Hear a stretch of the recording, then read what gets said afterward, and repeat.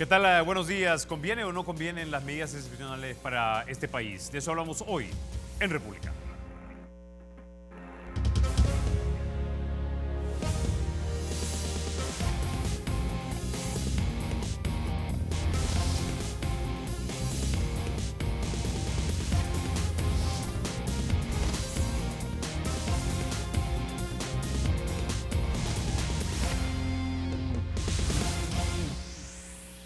Bueno, sin mayor preámbulo, vamos a introducir a nuestros invitados. Esta mañana nos acompañan el doctor René Hernández Valiente, ex magistrado de la Corte Suprema de Justicia.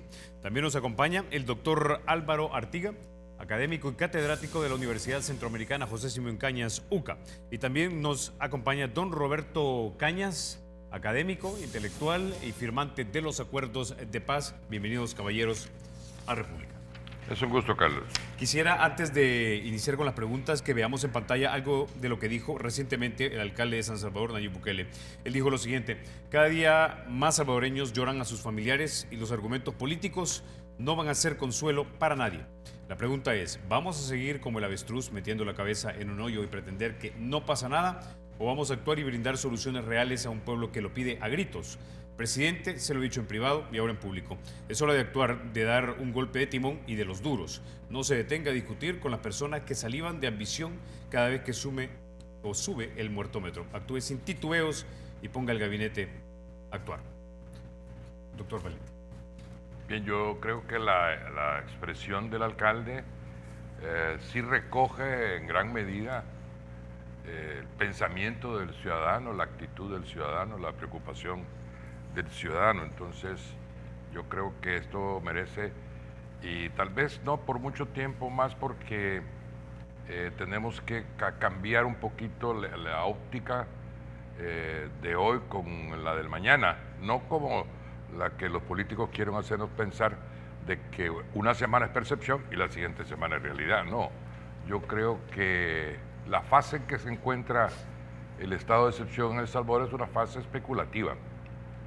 Por una expresión de la presidenta de la Asamblea, o el presidente de la República, o un ministro, estamos haciendo un análisis bastante a profundidad de lo que es un régimen de excepción, confundiéndolo desde la óptica de casa presidencial con un estado de emergencia. Entonces, esto me hizo pensar a mí anoche, y le comentaba a Álvaro que deberemos de hacer, porque se ha hablado bastante, hay muchas opiniones orientadoras en los medios de comunicación, tú lo has tenido aquí, 8 en Punto también lo ha tenido, las distintas televisiones y emisoras de radio están abordando el tema desde una óptica fáctica, con una confusión de conceptos que es muy difícil aclararlos todos, pero yo creo que conceptualmente nosotros sí tenemos que saber qué es un estado de excepción, porque lo hemos vivido muy pocas veces en El Salvador, y déjenme decirle que las pocas veces que lo hemos vivido no ha servido de nada, como hablábamos con Roberto Roca hace un momentito.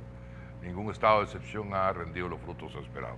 Bien, yo quisiera decir que en un escenario jurídico, ¿qué es un estado de excepción? Como la palabra lo dice, es una condición excepcional que se da en medio de crisis política, crisis de un Estado, crisis de un gobierno, crisis de un sistema político. El origen del concepto de estado de necesidad, ya que se ha hablado también de la emergencia, surge realmente de un estado de necesidad. Y así es como la doctrina constitucional lo llama, estado de necesidad, que tiene dos vertientes. Una de ellas es el estado de emergencia, cuando por condiciones de la naturaleza un país necesita atender una población que ha sido inundada por un río desbordado, como hemos tenido catástrofes nosotros, ¿verdad? Terremotos, temblores, inundaciones, marejadas. Allí surgen los estados de necesidad, pero de emergencia. Allí no hay una suspensión de derechos constitucionales, sino que lo que hay es una apertura al mundo, un rompimiento de fronteras, de aduanas, para que los donativos logren llegar a las poblaciones afectadas, y en un principio de solidaridad también nos volquemos todos hacia las personas afectadas negativamente con un evento. El estado de excepción es una cosa absolutamente distinta. Esto surge Jurídicamente, a los constitucionalistas les es antipático el concepto porque es un apartamiento de los principios y derechos y valores y derechos constitucionales de las personas para ser sustituidas por un régimen casi que de facto, en donde por cualquier motivo nuestros derechos, como están suspendidos, podemos ser arrestados. Anoche se decía que el allanamiento no, pero el allanamiento no necesita un estado de excepción, pero sí podemos ser detenidos más allá de las 72 horas, la detención administrativa puede durar más de 15 días. Entonces, el estado de excepción es cuando hay una crisis gubernamental que busque prevenir un caos social o una destrucción de un régimen político. O sea que cuando hay crisis en un estado de excepción y para que se justifique, tiene que haber un gobierno débil. Y lo digo muy claramente, un gobierno débil que no pueda soportar dentro del concepto constitucional atacar un problema social. Y luego los supuestos que el estado de excepción prevé para que se puedan aprobar son tan extremos que tienen que descansar en dos principios constitucionales: la racionalidad y la proporcionalidad. Es decir, si hay una guerra, pues desde luego el estado de excepción se impone. Si hay unas graves perturbaciones del orden público que no le permitan a un régimen actuar dentro de una constitucionalidad, se justifica. Pero ahí sí hablamos ya prácticamente de debilidad. La razonabilidad y la proporcionalidad de la medida hacen que se presuma su legitimidad cuando se solicita. Si la Asamblea lo quiere crear, tiene que darlo en algunas condiciones claras. Insisto, y ahí me voy a quedar en este momento, que al momento lo que tenemos es una fase especulativa en donde podemos hablar y enriquecer, colaborar con el salvadoreño tratándole de enriquecer el conocimiento de una realidad jurídica y una realidad fáctica. Desde luego, mis dos amigos en el set tienen más capacidad que yo para hablar de este tema. Doctor Artiga, nos encontramos en una situación negativamente extraordinaria y usando las palabras del doctor, ante un gobierno débil que nos lleve a pensar que no hemos podido tomar medidas intermedias antes de estar considerando la mayor medida, la que por lo menos momentáneamente o temporalmente mata las garantías constitucionales en este país? Lo que pasa que yo creo que se ha hecho una gran confusión y eso me hace dudar de hasta dónde realmente es que se quieren tomar medidas extremas, porque el presidente habló de estado de emergencia, fue su expresión original. Después sí se fue rondando a otras expresiones, la expresión de estado de excepción. El vicepresidente, ante la presión y todos los comentarios negativos frente a esa medida, ya no habla de estado de excepción, habla de medidas excepcionales. Entonces, cuando se va cambiando el término, a mí me queda la duda, ¿verdad?, de si no estamos como con aquellas declaraciones del fiscal hace algunas semanas, ¿verdad?, de que grupúsculos nos están amenazando. ¿Hasta dónde realmente es así la cosa? ¿O hasta dónde es activar, digamos, una especie de bomba comunicacional, ¿verdad? Porque, claro, frente al hecho aquel de la masacre de los 11 en Opico y los otros allá en Zaragoza, algo hay que hacer, ¿va? Y encuentra al vicepresidente inaugurando un campo de golf y al presidente fuera del país. Y les empezó a llover opiniones negativas. Entonces, algo hay que hacer, ¿verdad? Y ahí vienen, creo yo, las declaraciones para hacer creer que ahora sí. Y entonces ahí es donde yo creo que los comentarios del alcalde de San Salvador muestran que le está diciendo prácticamente una semana después al presidente, ¿verdad? Bueno, ahora es tiempo, pues. Ya es tiempo. Entonces yo creo que realmente estamos como en una especie de show, ¿verdad? Donde se están diciendo cosas porque no se pueden resolver los problemas reales. Porque quizás, yo creo que aquí pueden haber dos cosas. O hay grupos que están impidiendo que el presidente haga algo, grupos que pueden estar en el mismo gobierno, pueden estar fuera de él, o de verdad es que no tienen idea de cómo resolver este asunto. Ahora, si acaso fuera algo de cierto, ¿verdad?, que se quieren tomar estas medidas, ya realmente es preocupante. Tiene digamos, El Salvador se pondría en el bloque, llamémosle así, que Freedom House, este instituto que mide la libertad en el mundo, se pondría junto a Guatemala, Honduras y Nicaragua, a quienes Freedom House considera como países parcialmente libres. Y eso sería prácticamente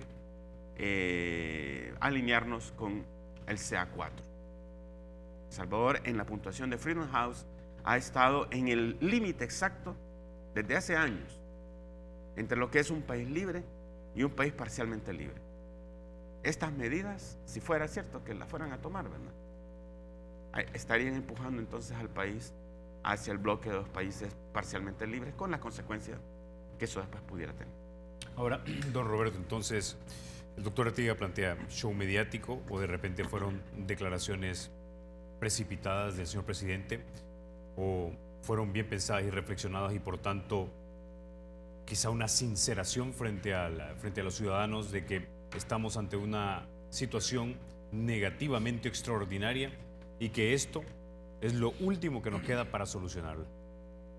Yo creo que hay que armar las piezas del rompecabezas en medio de un ambiente muy enrarecido, diría yo, por todo lo que está sucediendo. El elemento detonante es ciertamente la matanza de Opico. Es decir, son 8 humildes trabajadores de una concesionaria, de una distribuidora de energía eléctrica, 3 campesinos. Eso impacta el alma nacional. Estamos viviendo un dolor de patria. Es decir, por supuesto, ese es detonante de una circunstancia que venía acumulándose. Enero, febrero son 1.399 homicidios. Estamos hablando de 23 asesinatos diarios. Esa es la realidad, eso no se puede negar. Es una crisis humanitaria, un estado en el que se le debe calificar de emergencia. Hay que atender esa emergencia. Y la forma de atenderlo es decretar un estado de emergencia nacional. Estado de emergencia nacional no es estado de excepción. Y ahí empieza toda una serie de confusiones que pueden llevar a un problema más grande del que se puede tratar de solucionar. Vamos a ver. Si es un estado de emergencia nacional, un decreto del órgano ejecutivo lo puede resolver, y eso lo debería de haber resuelto muy rápidamente después del hecho detonante. Hoy han pasado varios días y la presidenta de la Asamblea Legislativa sale de la primera reunión diciendo: tengo una buena noticia, nos vamos a seguir reuniendo. El vicepresidente de la República dice que están trabajando a paso rápido y que en 2 semanas van a tener una propuesta. 2 semanas, estamos hablando después de las vacaciones. Entonces parece ser que las medidas de emergencia no corresponden con la gravedad del momento. Eso por un lado. Por el otro, ¿qué entiendo yo por emergencia nacional y las medidas para poder enfrentarla? En primer lugar, hay que poner a la persona humana. Si estamos hablando de que hay 23 homicidios diarios, hay 23 familias que quedan sin el jefe de la familia, a veces sin un hermano, en un estado de victimización muy grande. Y el Estado salvadoreño no ha podido resolver el tema de darle una atención médica, ni psicológica, ni jurídica, ni material a esa enorme ya cantidad de personas que son víctimas y sus familiares de la violencia y de la delincuencia. Medida extraordinaria sería crear los centros de acogida de las víctimas de la violencia y la delincuencia, de tal manera que ese estado de orfandad en que queda un sector ya importante de la sociedad salvadoreña pueda tener respuesta del aparato estatal. Estado de excepción no es efectivo. ¿Por qué? Porque es por definición temporal, tiene hasta marcadas cantidad de días, y aquí se necesitan soluciones permanentes, y en el territorio la solución permanente se llama policía comunitaria. Lo que pasa que la aplicación de esta concepción de policía ha sido errática, vaga, no se ha aplicado como debe de ser, pero por supuesto que hay que buscar ganar el territorio. También el mismo director de la policía lo dice claramente, crear un estado de excepción no va a disminuir la delincuencia. Lo que yo no me explico si él tiene bien claro que son 10 municipios donde hay más delincuencia, y ha establecido 81 puntos que tienen un mayor nivel de incidencia. ¿Por qué no actuar ahí? Es decir, si ya se sabe que tienen mapeados los lugares donde las pandillas operan, eso no necesita un estado de excepción. Estoy hablando también de que además de la policía comunitaria, de la creación de los centros de acogida de las víctimas y sus familiares, hay que plantear que el Ministerio de Educación, por ejemplo, cree el programa de escuelas abiertas. ¿Qué escuelas abiertas? La única infraestructura estatal que hay en las comunidades es la escuela. La escuela pasa cerrada sábado, domingo y días feriados. Se puede abrir y ahí crear un ambiente de unidad de la comunidad con actividades lúdicas, actividades deportivas, actividades de carácter artístico, que puedan buscar la manera que, conjuntando la policía comunitaria que está recuperando el territorio y formas de integración comunitaria con las escuelas abiertas, crear un espacio que puede seguir acompañándose también con programas de salud mental. El Salvador tiene un problema grave de salud mental, es decir, las personas ya no pueden manejar la problemática cotidiana de manera adecuada, porque la problemática cotidiana es, a un joven usted le pregunta cómo se siente y le dice dos cosas: tengo miedo y no encuentro trabajo, y la conclusión de eso es me quiero ir del país. Entonces ya El Salvador está en un estado de salud mental que necesita atención. Yo pensaría que los políticos deberían de introducir a su vocabulario la palabra resiliencia. ¿Qué quiere decir? La capacidad de una sociedad o de una persona de superar la adversidad.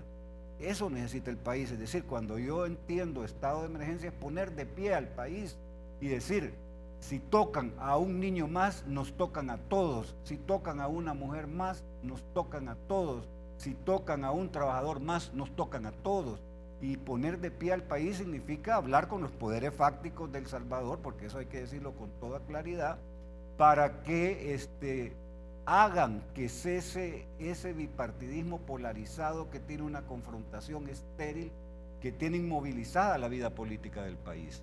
Es decir, los grandes empresarios del país, los medios de comunicación social, las iglesias, las universidades, eso es ponerse en estado de emergencia, buscar resolver el problema y no acudir a un trámite que parecería ser que no tuvo mayor razonamiento, es decir, la solución es un estado de excepción, hay que ir a la Constitución, ver de aplicar unas medidas que por su temporalidad no van a resolver nada. Entonces, este es un momento delicado en dos vertientes, en la vertiente de seguridad y en la vertiente económica. El país está pasando, y el gobierno particularmente, por una crisis fiscal muy grave. François Hollande en Francia creó la figura de un estado de emergencia económica y planteó ahí en esa figura buscar las medidas para crear empleo, para favorecer las pequeñas y las medianas empresas. Es decir, de eso estamos hablando, y eso lo puede hacer el órgano ejecutivo sin necesidad de darle tanta vuelta a la vuelta. Ok, vamos a quedarnos ahí, don Roberto. Vamos a la pausa. Cuando regresemos vamos a hablar de si habría entonces ventajas o desventajas que usted ya ha empezado a argumentar de un estado de emergencia o un estado de excepción. Ya volvemos.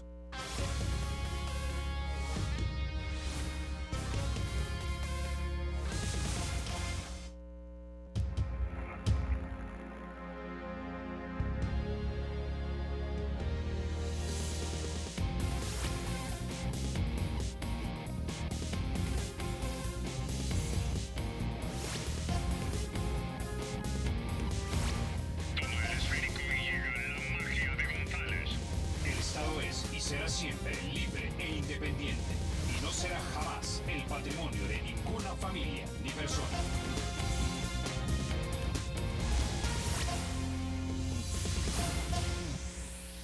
Bueno, doctor Hernández Valiente, usted definió muy bien la diferencia entre estado de emergencia y estado de excepción. Ahora, nosotros sabemos casi que de facto mucha gente en este país vive bajo un estado de excepción, un estado de sitio que es impuesto no por las autoridades electas, sino por las pandillas.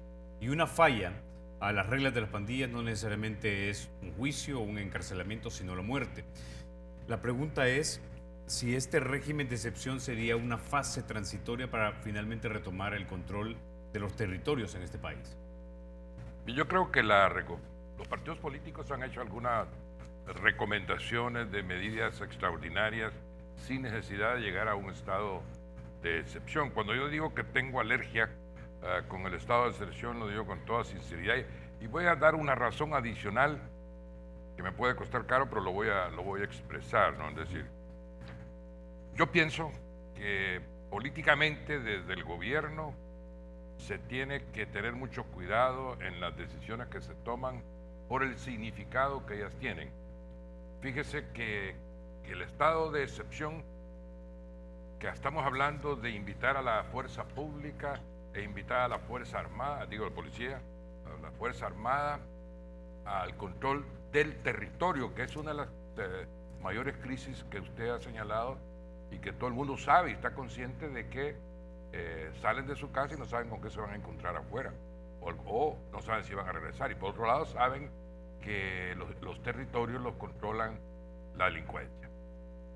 Esto invita a un gobierno que ya no está pudiendo, y lo digo muy claramente, a movernos de una posición filosófico-política de socialismo del siglo XXI a una bota del siglo XXI. El estado de excepción invita a la militarización. Ninguno de nosotros, sobre todo los acá presentes, desearíamos volver a un régimen militar porque tenemos un mal concepto del pasado. Desde el acuerdo de paz, la Fuerza Armada ha tenido un comportamiento excelente. No la contaminemos con un problema de policía. El problema ya no es de Fuerza Armada, es de policía. Ahora, que se ha desbordado, desde luego que se ha desbordado. Y yo voy a sugerir algo que va totalmente contracorriente de lo que ahora expresan, y yo mismo lo he pensado, de que en ciertas condiciones se puede dar un estado de excepción. Y quiero decir que habrían medidas para evitar lo que está ocurriendo. Creo que Roberto medio tocó superficialmente algunas de ellas, aunque otras las hizo muy interesantemente. Es decir, hay que fortalecer la institucionalidad democrática, no ir contra ella. Todos los pensamientos que usted tiene en su concepto de república, debemos de repasarlos, respetarlos y fomentarlos y cuidarlos, como usted muy bien dice en su eslogan. Los estamos descuidando y con un estado de sitio casi que los hacemos desaparecer. Hay que dinamizar la participación ciudadana, que es algo que decía Roberto. Todos tenemos que ponernos de pie cuando vemos que nos matan otro niño más. Ni un niño más y pongámonos de pie todos. El país se tiene que poner de pie entero, aún reprochando y señalando las incompetencias de un régimen que no está pudiendo resolverlo. Y la tercera es, y esto es muy importante, en un régimen de excepción, lo tiene usted atrás, la libertad de expresión y la libertad de difusión del pensamiento, la libertad de prensa, se lo llevan en el 6 con el decreto del 29.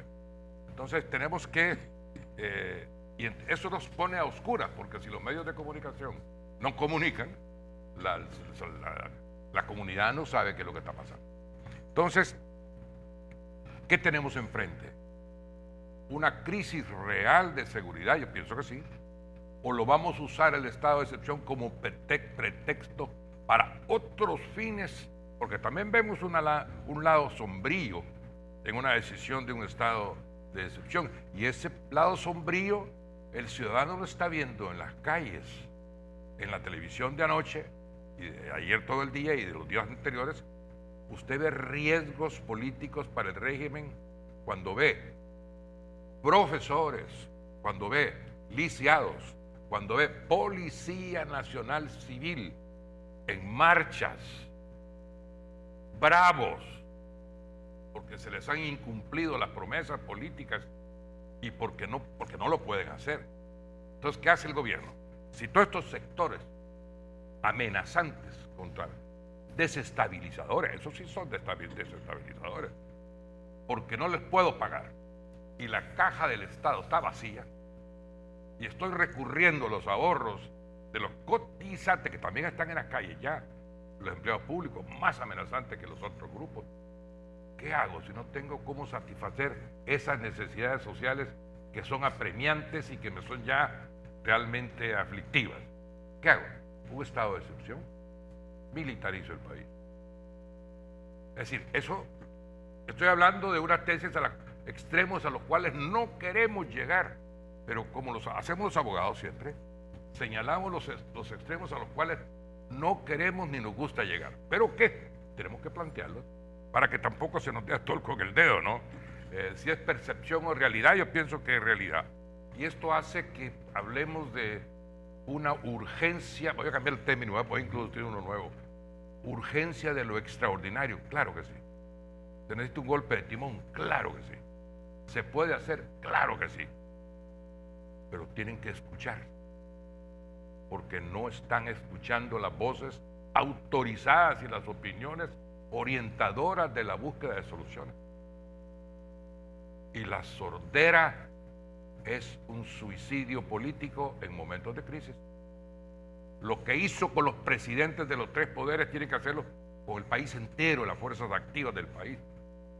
Tiene que oírlas el régimen, si no las oye va a ir mal. Y con señalamientos de que las víctimas de extorsiones son las que mantienen la delincuencia. Por favor, no me ayudes, compadre.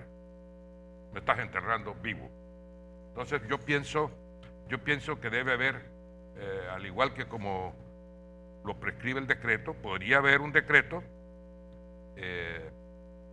de excepción, pudiera haberlo.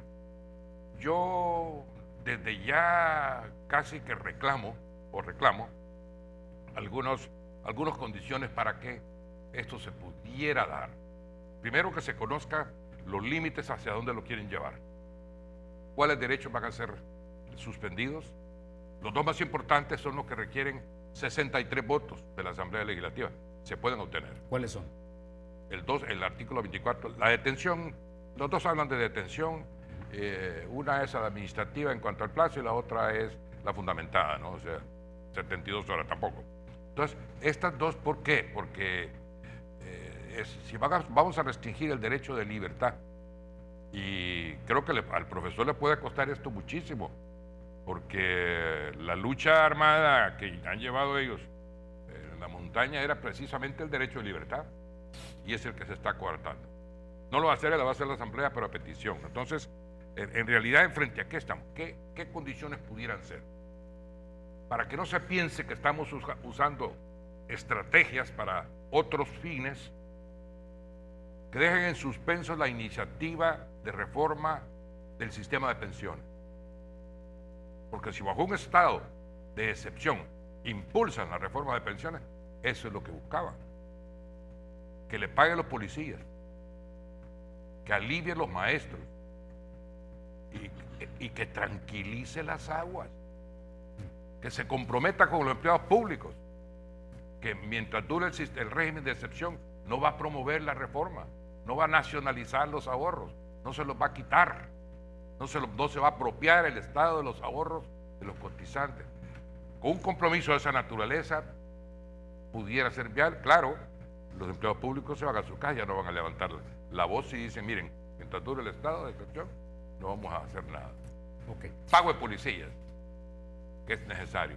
Que se comprometa con los lisiados, con los maestros, desde hace rato se comprometió, les aumentó un 5%, ellos no están satisfechos, piden un 50%, tampoco eso es muy razonable, pero ya sabemos que los maestros y las agrupaciones de maestros han sido siempre los más fuertes críticos de los regímenes y siempre han presentado una lucha combativa. Lo digo por experiencia, fui ministro de Educación, me tocó dialogar con ellos, el diálogo era difícil, Entiendo que esto no ha cambiado, pero a través del diálogo, la ciudadanía, con el respaldo ciudadano, cualquier presidente puede liderar el país, incluyendo, no digo que el presidente sea cualquiera, pero necesita un soporte ciudadano que lo está perdiendo. Entonces tiene que rescatarlo a través de medidas acertadas. Pero ojo, las medidas extremas con racionalidad, con proporcionalidad. En este punto, doctor Artiga, quisiera recordar las palabras del expresidente Reagan. Él decía que la libertad estaba solamente a una generación de ser extinguida. En el 92 firmamos los acuerdos de paz, ya tenemos 24 años de tenerlas, es una generación. Usted tiene todo un capítulo dedicado al autoritarismo en este país en su libro, El sistema político. ¿Mira usted los mismos riesgos en este año de que pudiera darse un estado de excepción y de repente comenzamos a prorrogarlo? En este punto yo siempre he hablado de que los acuerdos de paz, lo que sale es la instauración de un régimen mixto, híbrido, con rasgos autoritarios en el ejercicio del poder y rasgos democráticos en el acceso. Desde 2010 viene un movimiento, digamos, a favor de la democratización de ese régimen híbrido. Eso se muestra en los esfuerzos de la Sala de lo Constitucional por ejercer el control constitucional como nunca antes se había hecho. A eso se le suma la creación y posterior comportamiento del Instituto de Acceso a la Información, lo más reciente, la sección de probidad, y en expectativa el comportamiento del nuevo fiscal y por lo tanto de la fiscalía.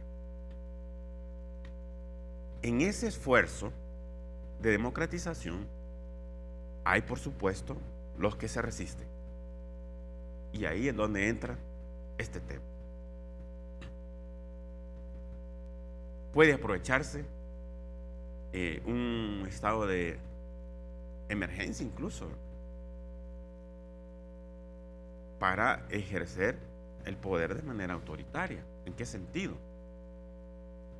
Recordemos que un estado de emergencia le permite al presidente trasladar fondos de un lado a otro. Y ya sabemos que uno de los problemas, y yo diría el principal problema que tiene el gobierno, es fiscal. Entonces, como no puede, la sala le controla el tema de los 900 millones, como no puede por el lado de las pensiones, por algún lado tiene que sacar dinero, y una medida de estas le facilitaría hacerlo, ¿verdad? Entonces, el riesgo de caminar efectivamente o de anular ese movimiento hacia una mayor democratización del ejercicio del poder es real, y estas medidas, sobre pretexto de atacar el problema de la violencia y de la delincuencia, se puede utilizar. Pero yo insisto en que estamos como hablando, especulando, y a saber en realidad lo que decía al principio, ¿verdad? Si está realmente en la cabeza de ellos hacerlo, o solo era distraigamos un poco la atención, porque los problemas que tenemos, los juicios que están queriendo iniciarse, no conviene que se hable de ello. Sacar, incluso lo que propone Roberto, sacar la policía o implementar la policía comunitaria, esto necesita recursos. Yo cuando veo a veces los policías o algunos policías que salen ahí expresando demandas, a veces me da la impresión que en realidad el presidente tiene las manos atadas, casi como que le estuvieran chantajeando de que si no nos da esto, nosotros suspendemos todo. O sea que el presidente realmente tiene unos problemas que no haya cómo resolverlo. Yo eso sí lo creo, ¿verdad? Y si además lo que comentaba Roberto fuera de cámara, de que él es así para tomar decisiones, ¿verdad? Que se tarda. Entonces yo creo que tenemos un problema serio, pero que no coincide el problema de la sociedad, que es ese problema que está vinculado a la seguridad, y el problema del gobierno, que es un problema fiscal. Y ahí está el desencuentro, dos prioridades distintas. Okay. Bueno, vamos a ir a la pausa, pero cuando regresemos quiero escuchar lo que piensa don Roberto del uso de los soldados en labores de la PNC, algo con lo que usted luchó durante buena parte de su vida. Ya volvemos.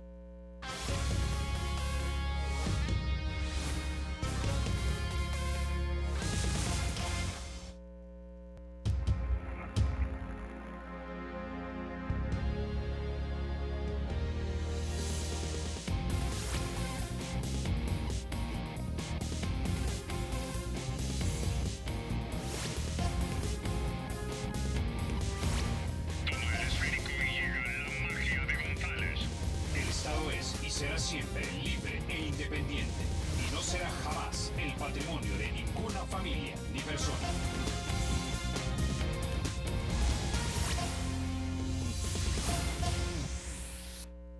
Bueno, don Roberto, lo que se ha planteado hasta el momento es que básicamente estamos como una especie de línea con el equilibrio, defendiendo tal vez las libertades que mucha sangre costó, ¿verdad?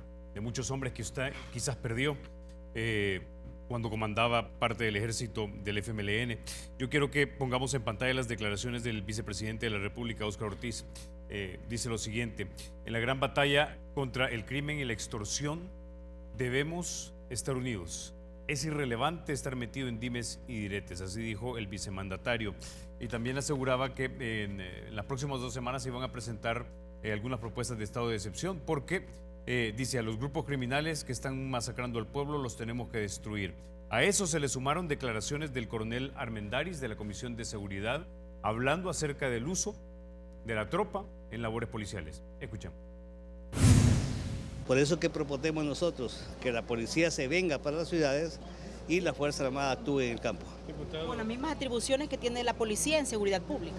Como lo dice la Constitución, como policías, actuando con todas las de ley como policía, que es una atribución y una obligación que le da la Constitución al presidente de la República. Don Roberto. Bueno, Carlos, los militares, el problema que tienen fundamentales de competencia, no tienen los conocimientos ni la experiencia, no han sido entrenados en protocolos de seguridad pública. Entonces, si se sacan soldados a patrullar las calles, ellos van caminando en las aceras de las calles y van aplanándolas, pero que eso signifique algo efectivo para detener la delincuencia, para nada. Hay que meterse en la cabeza que los militares no tienen la idoneidad para hacer funciones de seguridad pública, por una razón muy simple. El entrenamiento básico de infantería les dicen, vamos a armarlos, van a tomarse esta posición, van a combinar este número de hombres y de armas, y en base a esta táctica van a tomarse la posición, y si hay que matar, matan. Eso es labor del ejército. Esto es otra cosa, es investigación del delito, es inteligencia. Por eso Howard Cotto dice, va a ser muy limitado el impacto que pueda tener, porque para poder capturar a alguien y que pueda judicializarse, hay que establecer investigación del delito y hay que tener inteligencia policial. O sea, esas ideas de los militares y la cabra siempre tira al monte, y lo primero que le ocurre es sacar al ejército. Y repito, una tanqueta en una esquina, que es un efecto disuasivo muy limitado, intimidación por presencia para quizás cristianos que nunca han visto tanquetas en las aceras de una calle, pero eso no resuelve el problema. Vuelvo a lo básico, hay que recuperar territorio permanentemente, y permanentemente significa mantener unidades de la Policía Nacional Civil en forma comunitaria. ¿Quiénes saben cuándo, dónde, cómo, quiénes cometen delitos? Los ciudadanos. Claro, para que los ciudadanos puedan junto con la policía, diseñar política de seguridad, hay que darles las condiciones para que tengan eliminado el temor. Por otro lado, hay que entender que son 70.000 pandilleros, y solo hablamos del tema pandillas, y 500.000 de personas que orbitan alrededor de la pandilla, que viven en un lugar específico, donde está la abuela, donde está la mamá del pandillero, donde está la esposa, donde está el hermano. Esos no se van a ir, esos se quedan, y cuando hay operativos temporales, son los que le reportan al pandillero quienes colaboraron con los cuerpos de policía o del ejército. Entonces, hay que empezar a hablar en algún momento, ningún político lo hace, de atacar las causas estructurales de la violencia y la delincuencia, la pobreza, la exclusión social, la total falta de una distribución más equitativa de la riqueza. Esa forma en que está distribuida genera conflictividad. Entonces, mientras esas cosas estén ausentes, uno puede hacer política ficción y decir, miren, saben que de lo que se trata es que hay movimientos sociales en la calle y se van a desbordar, y entonces esto es como anillo al dedo y puede resolver y parar eso, o porque quieren agarrar la plata y entonces como no tenían otra opción, esta es buena. Eso como hipótesis se le puede dar vueltas y más vueltas y crear toda una estructuración que no es real. Si lo que necesita la población es que efectivamente haya Estado en el territorio, y lo que necesitan las víctimas es que las atiendan. Insisto, yo me declaro en defensa abierta de las víctimas. Es decir, no es posible ya que ante un dolor de patria como el que hay, la gente esté en el desamparo. No es aceptable eso. Y definitivamente los militares deben dedicarse a las funciones que la Constitución les señala, y el gran problema aquí es que lo temporal se vuelve permanente. ¿Desde hace cuánto los militares están en las calles? Y se habla de que ese es un recurso, según la Constitución, de carácter temporal y que hay que informar a la Asamblea. Todo eso en la realidad ya no se da. Entonces, lo peligroso de esto, y yo estoy en contra de estados de sitio locales, porque lo que van a hacer los pandilleros mientras temporalmente esté el estado de sitio, porque por definición es temporal, pues se van a mover a otro territorio. Cuando la temporalidad termine, entonces van a volver. Por eso lo permanente es la policía comunitaria. Si no se encuentran soluciones permanentes, toda esta historia de estados de excepción y toda la mezcolanza de estados de excepción, medidas de emergencia y toda la confusión que se genera, va a agravar más las cosas. Hay personas que incluso creen en su sencillez de que de lo que se está hablando es de toques de queda, es decir, que después de una determinada hora de la noche ya nadie va a poder salir y se va a levantar ese toque de queda en la madrugada o a las primeras horas del día siguiente. Hay personas que así lo creen, y esto es abrir otra puerta del infierno, es otro círculo del infierno del Dante. ¿Por qué?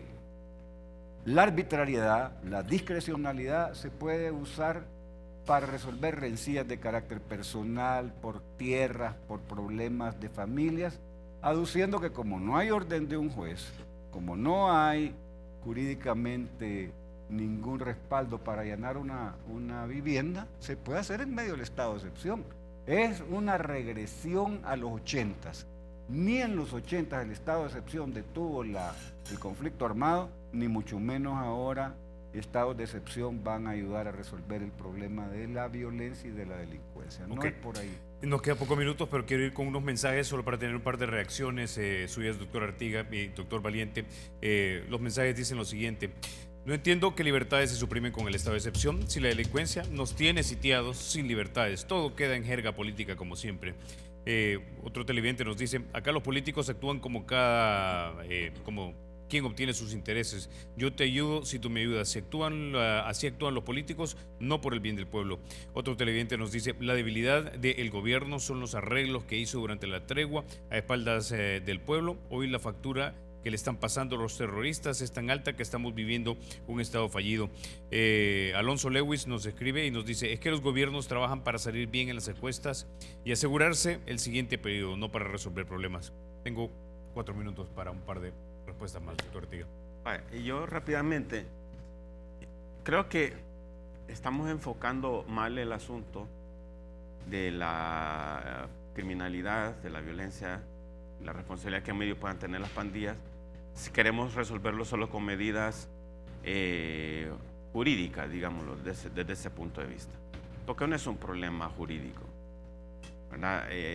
Hay toda una problemática social, económica y social en la base, y ahí los actores que tienen responsabilidad en esto están calladitos. Uno de estos son, por ejemplo, los empresarios. Y ahí está empantanado el tema del salario mínimo, ¿verdad? Y no quieren que se les suba a un nivel, por lo menos, como en la ciudad actual, de 240 o hasta 300, que lo quieren llevar en el escenario más positivo. Mientras estemos así, queriendo que se resuelva en aguas abajo, digamos, el problema que ocasiona este tipo de condiciones de vida, estamos mal. Y entonces yo considero que hay hipocresía cuando solo se ataca al gobierno, cuando aquí hay responsabilidad también de estos otros actores en toda esta problemática. Ok, doctor Valiente tiene la última palabra. Sí, yo pienso que en primer lugar hay que ver si el estado de excepción o las medidas extraordinarias se pueden aplicar. Los partidos políticos han propuesto medidas excepcionales sin el estado de excepción. Creo que se pueden escuchar detenidamente para que enriquezcan las propuestas e implementarlas. Ellas son control en penales, hay descontrol en penales, desde ahí se dirige el crimen. Antes eran escuelas de crimen, hoy son cabezas de playa de la delincuencia, ¿no? Mayor rol de la Fuerza Armada, sí. Tal vez no una cobertura de que no estoy de acuerdo con el coronel Armendáriz de que el ejército se vaya al campo y la policía de la ciudad, porque es como decirle, ustedes no pueden controlar el país, a la policía, y caemos en lo mismo. Yo creo que esa es una estrategia de ir recuperando posiciones de seguridad pública que la Fuerza Armada ya no tiene. Ya no tiene gracias a la reforma constitucional. Entonces, que no pretenda ahora un militar retirado, por favor, con mucho respeto lo digo, que volvamos a lo que ya erradicamos y que prestigió a la Fuerza Armada. Si la Fuerza Armada se mete a la seguridad pública, se va a desprestigiar y se va a desgastar. Pero debe haber un mayor rol de la Fuerza Armada, no solamente de un acompañamiento de patrulla, ¿no? Después, sanear las comunidades. Esta es la policía comunitaria a la que se refería Roberto Roca, yo estoy absolutamente de acuerdo. Y si quieren hacer una suspensión focalizada, que lo hagan como una medida de emergencia, pero sin necesidad de estado de emergencia. Y finalmente, quiero dos reflexiones. Una de ellas, ayer tuve una llamada telefónica de una sobrina de Estados Unidos para que vean la dimensión del problema, que a veces no la conocemos con exactitud, la dimensión internacional del problema. Las compañías de seguro en los Estados Unidos, al menos esta que yo supe ayer, le dice a sus asegurados, si usted viaja a El Salvador, pierde la cobertura de seguro de vida. Entonces le prohibimos que vaya a El Salvador, le dicen a otro que está asegurado bajo la cobertura de un seguro de la Fuerza Naval de los Estados Unidos. A esa dimensión hemos llegado, en donde ya se le prohíbe a la gente que venga porque pierde la cobertura del seguro de vida, algo tan elemental. Finalmente, me encontré también un poco en el estudio que hay dos valores en el decreto de emergencia, y lo quiero decir muy claramente, para que no se piense que es absoluto, como se ha mencionado por alguien, no sé si de los televidentes, de que es absoluto el estado de excepción en donde se vuela todos los derechos. No, hay dos valores que subsisten, que son la justicia y la seguridad pública. Si estos dos valores subsisten, el decreto, cualquiera que se dé de excepción, tiene que tener razonabilidad. Y termino.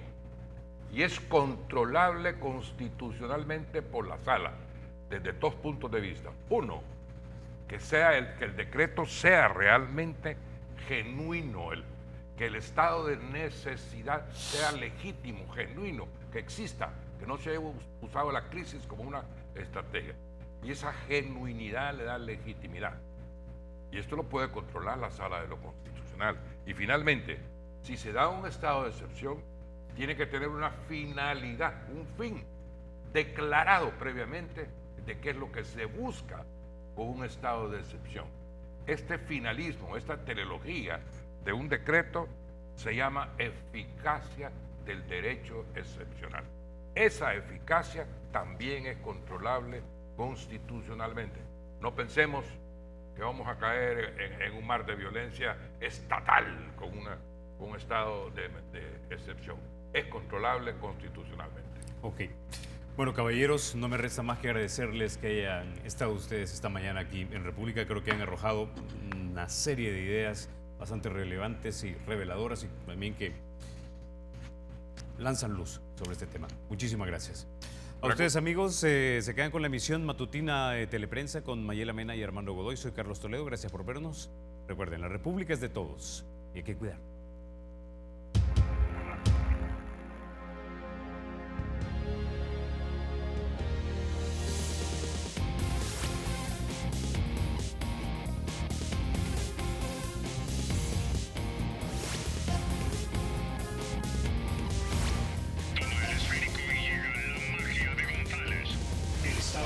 Será siempre libre e independiente y no será jamás el patrimonio de ninguna familia ni persona.